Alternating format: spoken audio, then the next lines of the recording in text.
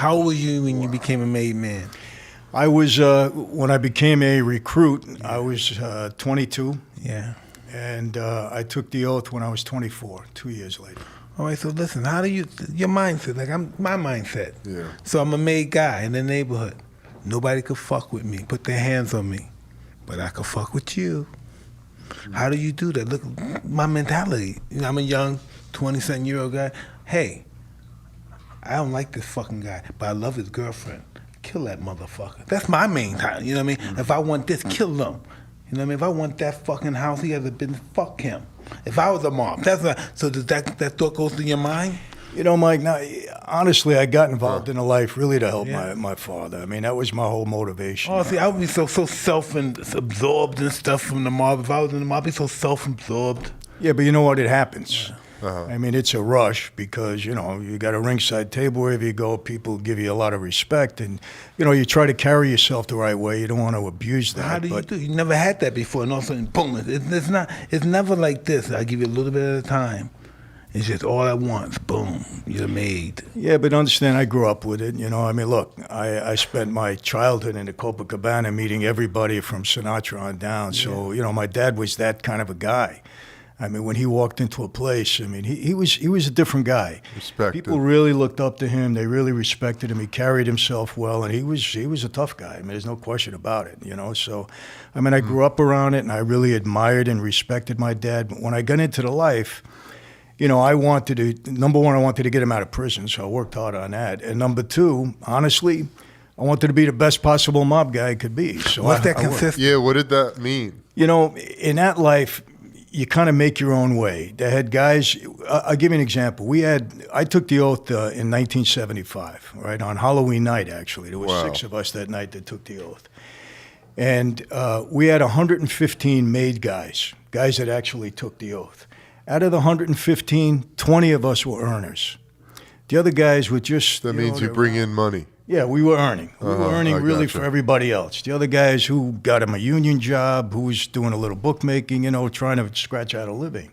So I was determined to make money, and I had a head for business, and I used the life. I knew how to use the life to benefit me that way. So I took advantage of that, you know, and I got involved in a lot of different things. And, you know, I came upon a scam. I'll tell you what happens, Mike.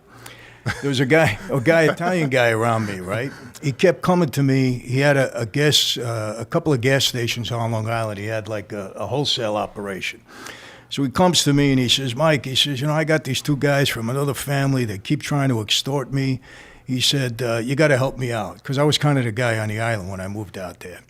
I did some research on this guy, and I found out that he had testified in a civil case against the governor's brother at the time. So I didn't want to have anything to do with him, right?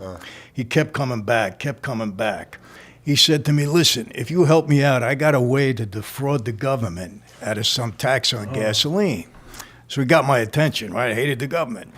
So I said, well, explain it to me. So he tells me this little thing. I said, all right, we're going to go into business together. I said, I want to form a new company. That's it.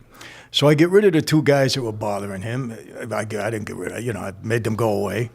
And I put this guy, Vinny, around me. I had a guy around me. He was a big guy, right? He was a butcher. Big scar across his head, a real, Sounds gnarly. Yeah, a real 4-bar. I says, Vinny, watch this guy, Larry. Let's see if he's got something. Tell me what he's got. About 2 weeks later, he comes to my house on a Saturday. He used to bring me meat every Saturday. He was my butcher. And he's got a box on his shoulder. And he rings the doorbell. And hoping it's money, right?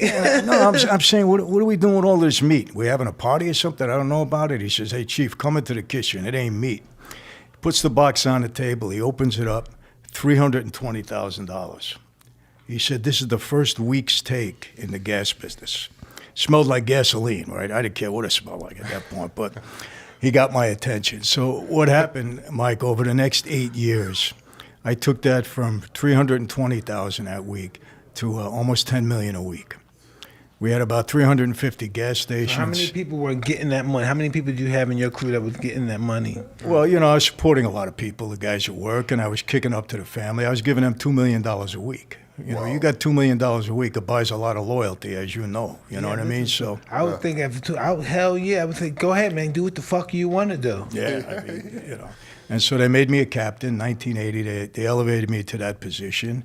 And I grabbed, I got a deal with all the Russian guys out of Brighton Beach. You know, they were my partners too. They were great partners. Like, can I stop you real quick? What does it mean as a captain? Do you have people under you? Yeah. That's what. I'll tell you the rank. You got a boss, an underboss, a capo regime, you know, consigliere, consigliere rather, and a capo regime. The capo regime is a captain. And then the next official position is soldier. So when you come into the life, when you take the oath, you become a soldier. And then you either stay that way or you go up from there. And when are you made? When are you a made guy? You know, listen. At any point? No. You got to go. You can't be a time- soldier. I'll tell you what happened. Time, I guess. When my dad sends me, now Joe Colombo had been shot, if you remember. He was 70s, seriously right? wounded. Yeah, 71. And Tom DeBella was the new boss. He took over. He's dead now.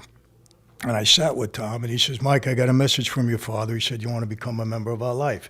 Is that true? I said, yes. He said, here's the deal. From now on, 24 hours a day, 7 days a week, you're on call to serve this family. That means if your mother is sick and dying, and you're at her bedside and we call your service, you leave your mother, you come and serve us. From now on, we're number one in your life. Before anything and everything. When and if we feel you deserve the privilege, the honor to become a member, we'll let you know. And you're in a recruit period where you have to do anything and everything you're told to do to prove yourself worthy.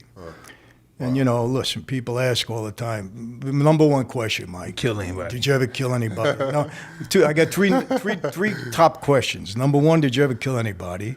Number two, where's all your money buried? And number three, where's Jimmy Hoffa buried? Those are the three top questions all the time. I can name them wherever I go. It doesn't matter. So, you know, after about 2 years, I proved myself worthy, and then we got called in on, it was Halloween night, 1975, in a secure place in Brooklyn. And we all took an oath.